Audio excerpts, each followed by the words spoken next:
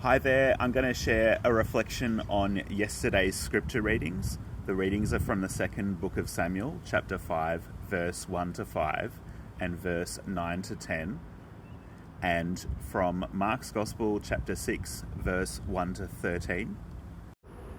And we don't read the scripture in a vacuum. We're always reading the scripture in a particular context. And this week, in these lands that we now call Australia, it's NAIDOC Week. NAIDOC Week is all about celebrating the strength and resilience and achievements of Aboriginal and Torres Strait Islander people and of Indigenous communities.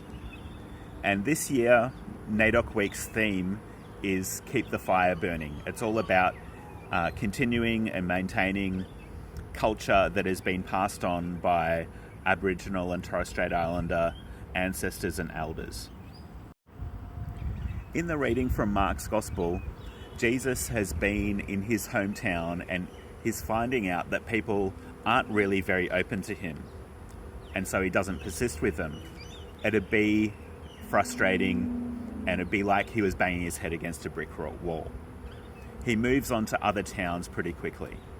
And then we hear about him sending some of his followers out to visit other towns, and he gives them advice that fits with what he's just done in his hometown. He says, look for the places where you're welcome and where people are happy to listen to you. Don't move around, just stay at the first place where you're welcomed. Find the places where people are open to change and looking to turn around and head in a new direction. And he tells them not to take lots of stuff with them. They're not to be flooding these towns with all these resources that they've brought. The oil that they use to treat illness must be from the local olive groves grown in those communities, because they haven't brought anything with them to carry oil. They depend on local hospitality and local food and shelter and local medicine. And they come back with stories about how they've been welcomed and they've been able to minister to people and they've been able to witness to a different way of life. They've found people who've been hungry for change of direction. On the other hand, in the reading from the second book of Samuel, we have a story about a different approach, an empire-building approach. The scholars who've decided the lectionary have decided to leave a section out. Whenever there's a section left out, I think it's worth seeing what has been left out. The bit that is being cut out is very ugly, and I can understand why they're telling us not to read this bit. The lectionary is a selection of scripture to preach from, and preaching is supposed to build people up. It's supposed to encourage us in our faith.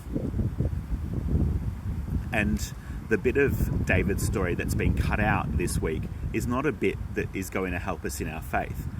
It talks about David invading the stronghold of the Jebusites, this great fortress that he wants to make the capital of his kingdom. The place that becomes the holy city of Jerusalem, a place that's now important to Jewish and Christian and Muslim people. And that city doesn't want David to be their king. They just want to continue being their own separate people, following their own way of life and their own culture. They're convinced when David besieges them that they are going to be able to wait it out, because they believe that their walls are strong enough, their defenses are strong enough. And so to break the morale of David's forces, they say, we're not threatened by you, we're not afraid. We're so confident that you can't get in here, that we are only sending people up to defend the walls who have got disabilities.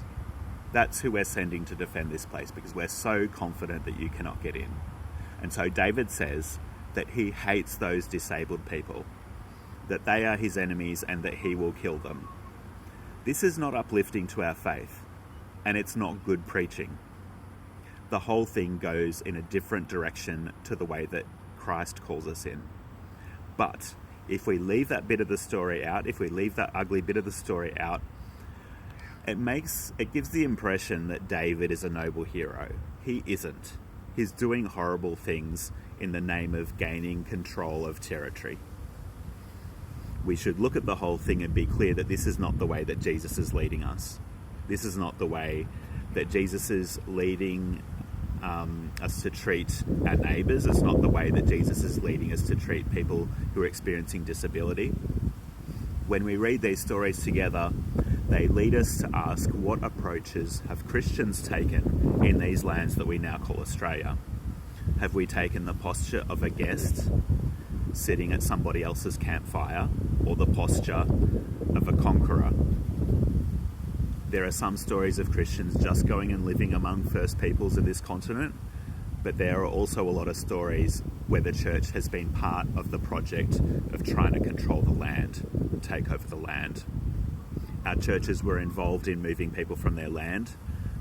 They were involved in running missions where people could be moved to, so that the government could move people off their lands knowing that there'd be a place for them to go at the mission.